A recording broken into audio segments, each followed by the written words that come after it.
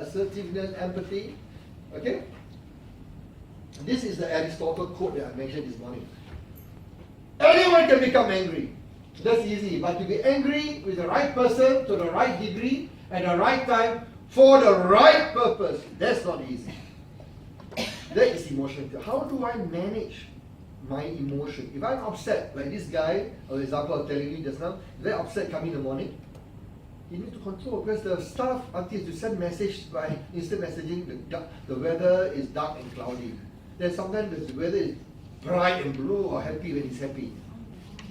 But you need to do that. Even you're upset with customer or you're upset with supplier, do you need to throw tantrum to other people?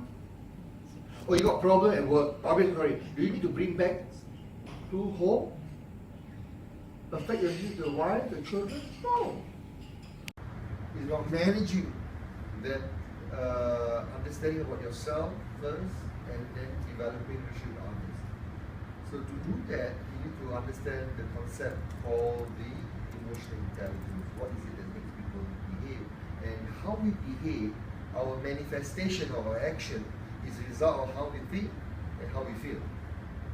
So our action, our thinking, and how we feel results in our action.